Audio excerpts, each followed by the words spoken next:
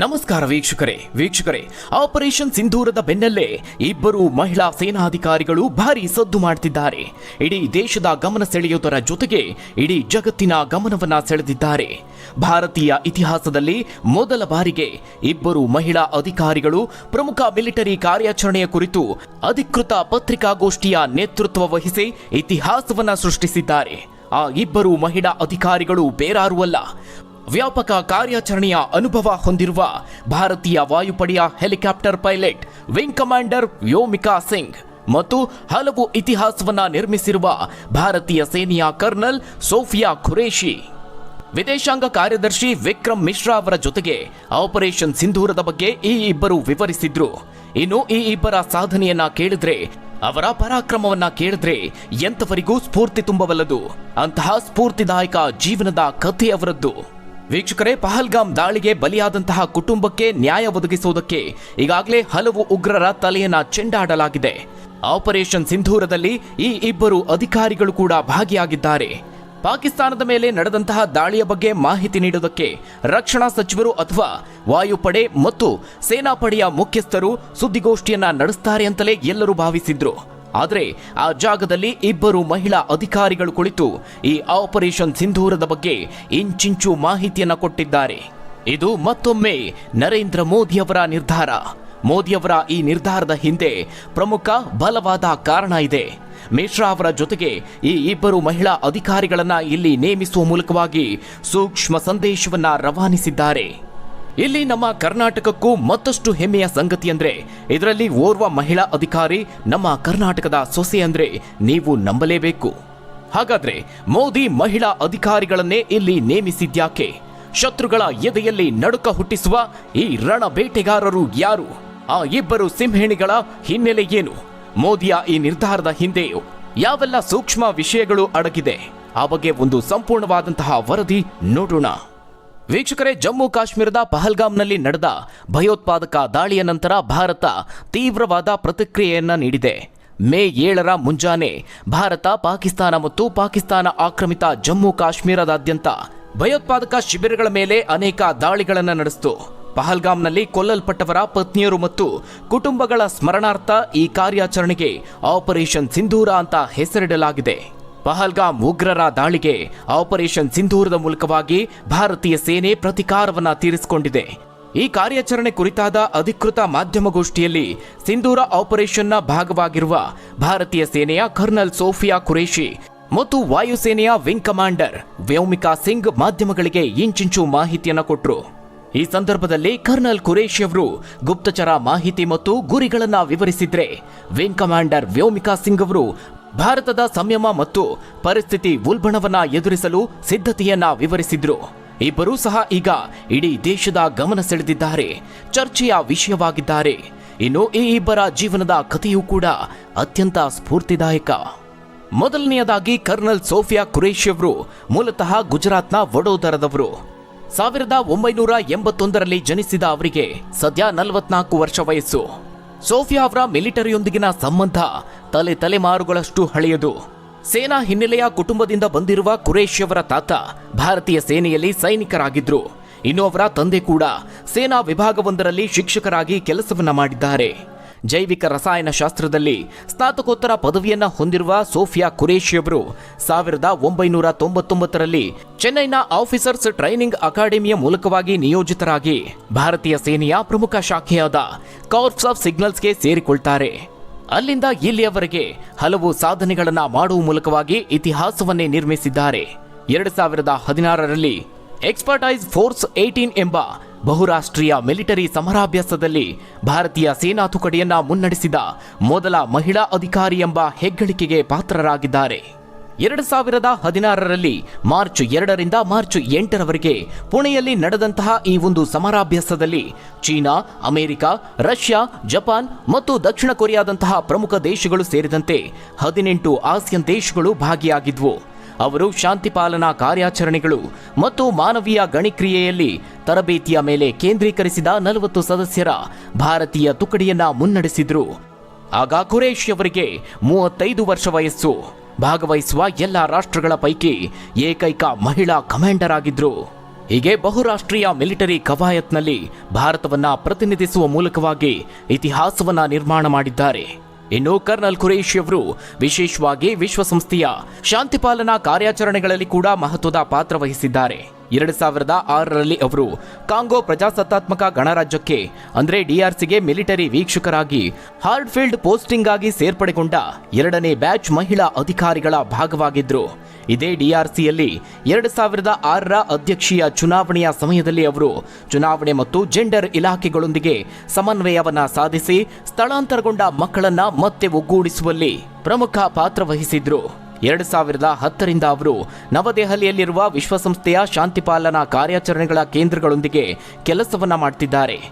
ದಕ್ಷಿಣ ಆಫ್ರಿಕಾದಲ್ಲಿ ನಾಗರಿಕ ಮಿಲಿಟರಿ ಸಮನ್ವಯದ ಕುರಿತು ಮಹಿಳೆಯರಿಗೆ ತರಬೇತಿ ನೀಡಿದ್ದಕ್ಕಾಗಿ ಶಾಂತಿಪಾಲನಾ ಕಾರ್ಯಾಚರಣೆಗಳ ಇಲಾಖೆಯಿಂದ ಅವರನ್ನ ಮೊದಲ ಮಹಿಳಾ ಬೋಧಕರಾಗಿ ನಾಮನಿರ್ದೇಶನ ಮಾಡಲಾಯಿತು. ಅಲ್ಲದೆ ಅವರು ವಿಶ್ವಸಂಸ್ಥೆಯ ತರಬೇತಿ ತಂಡಗಳೊಂದಿಗೆ ಮೊದಲ ಮಹಿಳಾ ಬೋಧಕರಾಗಿ ಸೇವೆಯನ್ನ ಸಲ್ಲಿಸಿದ್ದಾರೆ. ಕಾಂಬೋಡಿಯನ್ ಸೈನ್ಯ ಮತ್ತು ಪೊಲೀಸರಿಗೆ ವಿಶ್ವಸಂಸ್ಥೆಗಳ ಅಂಶಗಳ ಕುರಿತು ತರಬೇತಿ ನೀಡಿದ್ದ ಅವರಿಗೆ ಕಾಂಬೋಡಿಯನ್ ಸೈನ್ಯವು ಎಕ್ಸಲೆನ್ಸ್ ಪ್ರಮಾಣ ಪತ್ರವನ್ನ ನೀಡಿದೆ. ಇನ್ನು ಕರ್ನಲ್ ಖುರೇಷಿ ಅವರು ಭಾರತದೊಳಗೆ ಕೂಡ ಹಲವಾರು ಮಹತ್ವದ ಕಾರ್ಯಾಚರಣೆಗಳಲ್ಲಿ ತೊಡಗಿಸಿಕೊಂಡಿದ್ರು.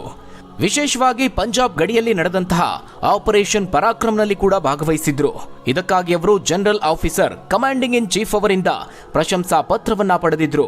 ಇನ್ನು ಈಶಾನ್ಯ ಭಾರತದಲ್ಲಿ ಪ್ರವಾಹ ಪರಿಹಾರ ಕಾರ್ಯಾಚರಣೆಗಳ ಸಂದರ್ಭದಲ್ಲಿ ಸಂವಹನ ಕ್ಷೇತ್ರದಲ್ಲಿನ ಅವರ ಶ್ಲಾಘನೀಯ ಕೆಲಸಕ್ಕಾಗಿ ಖುರೇಷಿ ಅವರು ಸಿಗ್ನಲ್ ಆಫೀಸರ್ ಇನ್ ಚೀಫ್ ಅನ್ನುವ ಪ್ರಶಂಸಾ ಪತ್ರವನ್ನ ಗಳಿಸಿದ್ದಾರೆ. ಅಲ್ಲದೆ ಕಾಶ್ಮೀರ ಕಣಿವೆಯಲ್ಲಿ ನಡೆದ ಆಪರೇಷನ್ ಸದ್ಭಾವನಾದ ಭಾಗವಾಗಿದ್ರು. ಸೈನ್ಯವು ಆಯೋಜಿಸಿದ್ದ ಶಾಲೆಗಳು ಮತ್ತು ಕಾಲೇಜುಗಳಲ್ಲಿ ಉಪನ್ಯಾಸಗಳನ್ನು ನೀಡಿರುವ ಅವರು ಸಾಮುದಾಯಿಕ ತೊಡಗಿಸಿಕೊಳ್ಳುವಿಕೆ ಮತ್ತು ಜಾಗೃತಿಗೂ ಕೊಡುಗೆಯನ್ನ ನೀಡಿದ್ದಾರೆ. ಇದಿಷ್ಟು ಅವರ ಸೇನೆಯಲ್ಲಿನ ಸೇವೆಯ ಬಗ್ಗೆ ಆದರೆ ಇನ್ನು ಅವರ ಕುಟುಂಬದ ವಿಚಾರಕ್ಕೆ ಬಂದರೂ ಹಲವು ಇಂಟ್ರೆಸ್ಟಿಂಗ್ ಸಂಗತಿಗಳಿದೆ. ಕರ್ನಲ್ ಸೋಫಿಯಾ ಖುರೇಷಿ ಅವರು ಭಾರತೀಯ ಸೇನೆಯ ಹೆಮ್ಮೆಯ ಮಹಿಳಾ ಅಧಿಕಾರಿ ಮಾತ್ರವಲ್ಲದೆ ನಮ್ಮ ರಾಜ್ಯದ ಬೆಳಗಾವಿಯ ಸೊಸೆ ಎಂಬುದು ನಮ್ಮೆಲ್ಲರಿಗೂ ಹೆಮ್ಮೆಯ ಸಂಗತಿ. ಅವರು 2015ರಲ್ಲಿ ಮೆಕನೈಸ್ಡ್ ಇನ್ಫೆಂಟ್ರಿಯ ಅಧಿಕಾರಿ ಮೇಜರ್ ತಾಜುದ್ದೀನ್ ಬಾಗೇವಾಡಿಯವರೊಂದಿಗೆ ಪ್ರೀತಿಸಿ ಮದುವೆಯಾಗ್ತಾರೆ. ತಾಜುದ್ದೀನ್ ಅವರು ಬೆಳಗಾವಿ ಜಿಲ್ಲೆಯ ಗೋಕಾಕ್ ತಾಲೂಕಿನ ಕೊಣ್ಣೂರು ಗ್ರಾಮದವರು. ಇವರು ಸಹ ಭಾರತೀಯ ಸೇನೆಯಲ್ಲಿ ಸದ್ಯ ಕರ್ನಲ್ ಆಗಿ ಸೇವೆಯನ್ನ ಸಲ್ಲಿಸುತ್ತಿದ್ದಾರೆ. ಈ ದಂಪತಿಗೆ ಒಬ್ಬ ಮಗ ಇದ್ದಾರೆ. ಇನ್ನು ವಿಂಗ್ ಕಮಾಂಡರ್ ವ್ಯೋಮಿಕಾ ಸಿಂಗ್ ಅವರ ಜೀವನದ ಕಥೆಯೂ ಕೂಡ ಅಷ್ಟೇ ಸ್ಫೂರ್ತಿದಾಯಕ. ಭಾರತೀಯ ವಾಯುಪಡೆಯ ಹೆಲಿಕಾಪ್ಟರ್ ಪೈಲಟ್ ಆಗಿರುವ ವಿಂಗ್ ಕಮಾಂಡರ್ ವ್ಯೋಮಿಕಾ ಸಿಂಗ್ ಅವರಿಗೆ ಚಿಕ್ಕ ವಯಸ್ಸಿನಿಂದಲೂ ಆಕಾಶದಲ್ಲಿ ಹಾರಾಟ ನಡೆಸುವ ಕನಸಿತ್ತು. ವ್ಯೋಮಿಕಾ ಎಂಬ ಹೆಸರಿನ ಅರ್ಥವೇ ಆಕಾಶದ ಮಗಳು ಅಂತ. ಅವರ ಹೆಸರಿನ ಅರ್ಥವೇ ಅವರಿಗೆ ಹಾರಾಟದ ಕಲೆಯ ಬಗ್ಗೆ ಸಹಜವಾದಂತಹ ಉತ್ಸಾಹವನ್ನ ಹುಟ್ಟುಹಾಕಿತ್ತು. ತನ್ನ ಕನಸನ್ನ ಈಡೇರಿಸಲು ಅವರು ತಮ್ಮ ಶಾಲಾ ಜೀವನದಲ್ಲಿ ರಾಷ್ಟ್ರೀಯ ಕೆಡೆಟ್ ಕಾರ್ಪ್ಸ್ ಅಂದ್ರೆ NCCಗೆ ಸೇರ್ಪಡೆಗೊಳ್ತಾರೆ. ನಂತರ ಇಂಜಿನಿಯರಿಂಗ್ ಪದವಿಯನ್ನ ಪಡೆದುಕೊಳ್ತಾರೆ. ಅವರ ಕುಟುಂಬದಲ್ಲಿ ಮೊದಲಿಗರಾಗಿ ಸಶಸ್ತ್ರ ಪಡೆಯನ್ನ ಸೇರಿಕೊಳ್ತಾರೆ. 2004ರಲ್ಲಿ 21ನೇ ಮಹಿಳಾ short commission flying pilot course ಮೂಲಕ IAF ಅಂದರೆ ಭಾರತೀಯ ವಾಯುಪಡೆಗೆ ಸೇರ್ಪಡೆಗೊಳ್ತಾರೆ. ನಂತರದ ದಿನಗಳಲ್ಲಿ ಸತತ ಕಠಿಣ ಪರಿಶ್ರಮದಿಂದ 13 ವರ್ಷಗಳ ಬಳಿಕ ಅಂದ್ರೆ 2017 ಡಿಸೆಂಬರ್ 18ರಂದು ವ್ಯೋಮಿಕಾ ಅವರಿಗೆ ವಿಂಗ್ ಕಮಾಂಡರ್ ಹುದ್ದೆಯನ್ನ ನೀಡಲಾಯಿತು. 2019 ಡಿಸೆಂಬರ್ 18ರಂದು ಅಧಿಕೃತವಾಗಿ ಶಾಶ್ವತ ಭಾರತೀಯ ವಾಯುಪಡೆಯಲ್ಲಿ ಹೆಲಿಕಾಪ್ಟರ್ ಪೈಲಟ್ ಆಗಿ ನಿಯೋಜಿಸಲಾಯಿತು. ವೀಕ್ಷಕರೇ, ಇವತ್ತು ವ್ಯೋಮಿಕಾ ಸಿಂಗ್ ಅವರು ಸಾವಿರಾರು ಗಂಟೆಗಳ ಹಾರಾಟದ ಅನುಭವವನ್ನ ಹೊಂದಿದ್ದಾರೆ. ಆದರೆ ಇಂದಿನ ಅವರ ಸಾಧನೆ ಸಾಮಾನ್ಯವಾದುದಲ್ಲ. ಇದು 6ನೇ ತರಗತಿಯಲ್ಲೇ ಕಂಡಂತಹ ಕನಸು. ಈ ಬಗ್ಗೆ ಹಿಂದೊಮ್ಮೆ ವ್ಯೋಮಿಕಾ ಅವರೇ ತಮ್ಮ ಅಂದಿನ ದಿನಗಳ ಕನಸಿನ ಬಗ್ಗೆ ಹೇಳಿಕೊಂಡಿದ್ರು. 6ನೇ ತರಗತಿಯಲ್ಲಿದ್ದಾಗ ನನ್ನ ಹೆಸರಿನ ಬಗ್ಗೆ ಚರ್ಚೆ ನಡೀತಾ ಇತ್ತು. ನಾನು ಅರ್ಥ ಕೇಳಿದಾಗ ವ್ಯೋಮಿಕಾ ಅಂದ್ರೆ ಆಕಾಶವನ್ನ ತನ್ನ ಮುಷ್ಟಿಯಲ್ಲಿ ಹಿಡಿದವರು ಅಂತ ಅರ್ಥ ಅಂತ ಹೇಳಿದ್ರು. ಅದೇ ಪ್ರಕಾರವಾಗಿ ಇಂದು ಆಕಾಶವೇ ನನ್ನದಾಗಿದೆ ಅಂತ ವ್ಯೋಮಿಕಾ ಅವರು ತಮ್ಮ ಸಾಧನೆಯ ಬಗ್ಗೆ ಹೆಮ್ಮೆಯಿಂದ ಹೇಳಿಕೊಂಡಿದ್ದಾರೆ. ಸದ್ಯ ಅವರು ಅಪಾರ ಅನುಭವ ಹೊಂದಿರುವ ಹೆಲಿಕಾಪ್ಟರ್ ಪೈಲಟ್ ಆಗಿದ್ದು ಜಮ್ಮು ಕಾಶ್ಮೀರ ಮತ್ತು ಈಶಾನ್ಯ ಭಾರತ ಸೇರಿದಂತೆ ಹಲವು ಕಠಿಣ ಸವಾಲಿನ ಭೂಪ್ರದೇಶಗಳಲ್ಲಿ 2500 ಗಂಟೆಗಳ ಹಾರಾಟವನ್ನ ಮಾಡಿದ್ದಾರೆ. ಜೊತೆಗೆ ಚೇತಕ್ ಮತ್ತು ಚೀತಾ ಅನ್ನುವ ಹೆಲಿಕಾಪ್ಟರ್ ಹಾರಾಟವನ್ನ ನಡೆಸಿರುವ ಅವರು ಹಲವು ರಕ್ಷಣಾ ಕಾರ್ಯಾಚರಣೆಗಳಲ್ಲಿ ಕೂಡ ಪ್ರಮುಖ ಪಾತ್ರ ವಹಿಸಿದ್ದಾರೆ. 2020 ನವೆಂಬರ್ನಲ್ಲಿ ಅರುಣಾಚಲ ಪ್ರದೇಶದಲ್ಲಿ ಸಂಭವಿಸಿದ ಭಾರೀ ಮಳೆ ಮತ್ತು ಪ್ರವಾಹದ ಸಂದರ್ಭದಲ್ಲಿ ಪರಿಹಾರ ಕಾರ್ಯಾಚರಣೆಯಲ್ಲಿ ಭಾಗವಹಿಸಿದ್ರು. ಈ ಕಾರ್ಯಾಚರಣೆಗಳನ್ನು ಎತ್ತರದ ಪ್ರದೇಶಗಳಲ್ಲಿ ಕಠಿಣ ಹವಾಮಾನದಲ್ಲಿ ಮತ್ತು ಜೀವಗಳನ್ನು ಉಳಿಸಲು ವಾಯುಪಡೆಯ ಬೆಂಬಲ ನಿರ್ಣಾಯಕವಾಗಿರುವ ದೂರದ ಸ್ಥಳಗಳಲ್ಲಿ ನಡೆಸಲಾಗಿತ್ತು. ಇಂತಹ ಕಾರ್ಯಾಚರಣೆಗಳಲ್ಲಿ ಪ್ರಮುಖ ಪಾತ್ರವನ್ನ ನಿರ್ವಹಣೆ ಮಾಡಿದ್ದಾರೆ ವ್ಯೋಮಿಕಾ ಸಿಂಗ್. ಕೇವಲ ಇದಿಷ್ಟೇ ಅಲ್ಲ, ಅವರು ಮತ್ತೊಂದು ಐತಿಹಾಸಿಕ ಸಾಧನೆಯನ್ನ ಮಾಡಿದ್ದಾರೆ. 2021ರಲ್ಲಿ ಬರೋಬ್ಬರಿ 21,650 ಅಡಿ ಎತ್ತರವುಳ್ಳ ಮೌಂಟ್ ಮಣಿರಾಂತ್ ಪರ್ವತವನ್ನ ಏರಿದ ಭಾರತದ 3 ಸೇನಾ ಮಹಿಳಾ ದಂಡಯಾತ್ರೆಯ ಭಾಗವಾದರು. ಈ ಐತಿಹಾಸಿಕ ಸಾಧನೆಯ ಮೂಲಕವಾಗಿ ಉನ್ನತ ಮಹಿಳಾ ಅಧಿಕಾರಿಗಳಲ್ಲಿ ಅವರ ಸ್ಥಾನವನ್ನ ಮತ್ತಷ್ಟು ಭದ್ರಪಡಿಸಿಕೊಂಡ್ರು. ಸದ್ಯ ಈ ಇಬ್ಬರು ಅಧಿಕಾರಿಗಳು ಕೂಡ ಭಾರತದ ಇತಿಹಾಸದಲ್ಲಿ ಮೊದಲ ಬಾರಿಗೆ ಈ ರೀತಿ ಮಹಿಳಾ ಅಧಿಕಾರಿಗಳು ಬೇರೆ ದೇಶದ ಮೇಲಿನ ದಾಳಿಯ ಬಗ್ಗೆ ದೇಶದ ಜನತೆಗೆ ಮಾಹಿತಿಯನ್ನ ನೀಡಿದ್ದಾರೆ. ಇದು ಬಹಳ ಮಹತ್ವವಾದಂತಹ ನಿರ್ಧಾರವಾಗಿದೆ. ಇಂತಹ ಮಹತ್ವದ ನಿರ್ಧಾರದ ಹಿಂದೆ ಇರೋದು ಮತ್ತೆ ನರೇಂದ್ರ ಮೋದಿ.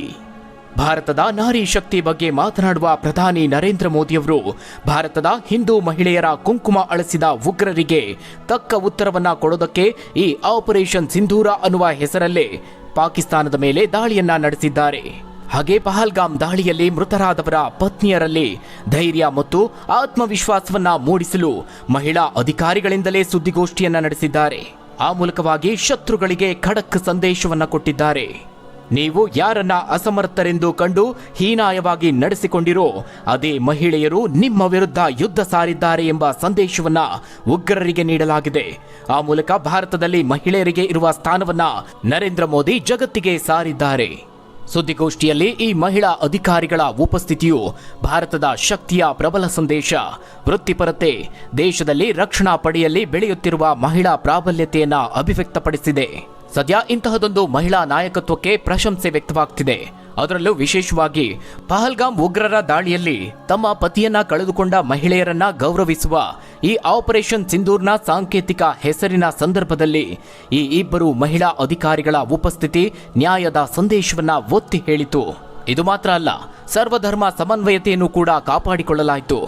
ವೀಕ್ಷಕರೇ, ಭಾರತೀಯ ಸೇನೆಯಲ್ಲಿ ಜಾತಿ ಧರ್ಮದ ಆಧಾರದಲ್ಲಿ ಯಾವುದೇ ವ್ಯತ್ಯಾಸವನ್ನ ಕಾಣುವುದಿಲ್ಲ. ಆದರೆ ಸುದ್ದಿಗೋಷ್ಠಿಯ ವಿಚಾರದಲ್ಲಿ ಮುಖ್ಯವಾಗಿ ಗಮನಿಸಬೇಕಾದಂತಹ ವಿಚಾರ ಅಂದ್ರೆ ಅಲ್ಲಿ ಭಾಗವಹಿಸಿದ್ದ ಇಬ್ಬರು ಮಹಿಳೆಯರು ಬೇರೆ ಬೇರೆ ಧರ್ಮದವರು. ಹಿಂದೂಗಳನ್ನ ಗುರಿಯಾಗಿಸಿಕೊಂಡು ನಡೆದಂತಹ ಪಹಲ್ಗಾಮ್ ಹತ್ಯಾಕಾಂಡಕ್ಕೆ ಭಾರತ ಯಾವ ರೀತಿಯಲ್ಲಿ ಸೇಡು ತೀರಿಸಿಕೊಂಡಿದೆ ಎಂಬುದರ ಬಗ್ಗೆ ಮುಸ್ಲಿಂ ಮತ್ತು ಸಿಖ್ ಧರ್ಮದ ಮಹಿಳಾ ಅಧಿಕಾರಿಗಳಿಬ್ಬರು ದೇಶದ ಜನತೆಗೆ ಮತ್ತು ಜಗತ್ತಿಗೆ ಮಾಹಿತಿಯನ್ನ ನೀಡಿದ್ರು. ಈ ಸುದ್ದಿಗೋಷ್ಠಿಯಲ್ಲಿ ಉಪಸ್ಥಿತರಿದ್ದ ವಿದೇಶಾಂಗ ಇಲಾಖೆಯ ಕಾರ್ಯದರ್ಶಿ ವಿಕ್ರಮ್ ಮಿಶ್ರಾ ಅವರು ಉಗ್ರರ ದಾಳಿಗೆ ತತ್ತರಿಸಿದ ಜಮ್ಮು ಮತ್ತು ಕಾಶ್ಮೀರದವರು ಎಂಬುದು ಕೂಡ ಮತ್ತೊಂದು ಪ್ರಮುಖವಾದಂತಹ ವಿಷಯ. ಆ ಮೂಲಕ ಭಾರತ ಎಲ್ಲ ಧರ್ಮ, ಜನಾಂಗ, ಲಿಂಗದವರನ್ನು ಒಟ್ಟಿಗೆ ಕೊಂಡೊಯ್ಯುತ್ತದೆ ಅಂತ ಸಂದೇಶವನ್ನ ರವಾನಿಸಿದೆ. ಹಾಗಾದ್ರೆ ವೀಕ್ಷಕರೇ, ಸೋಫಿಯಾ ಕುರೇಶಿ ಹಾಗೆ ವ್ಯೋಮಿಕಾ ಸಿಂಗ್ ಅವರ ಸಾಧನೆಯ ಬಗ್ಗೆ ನೀವೇನಂತೀರಾ? ನರೇಂದ್ರ ಮೋದಿಯವರ ಸೂಕ್ಷ್ಮ ನಿರ್ಧಾರದ ಬಗ್ಗೆ ನಿಮ್ಮ ಅನಿಸಿಕೆ ಏನು? ತಪ್ಪದೆ ನಿಮ್ಮ ಅನಿಸಿಕೆ, ಅಭಿಪ್ರಾಯವನ್ನ ಕಮೆಂಟ್ ಮೂಲಕವಾಗಿ ತಿಳಿಸಿ. ಧನ್ಯವಾದಗಳು ವೀಕ್ಷಕರೇ.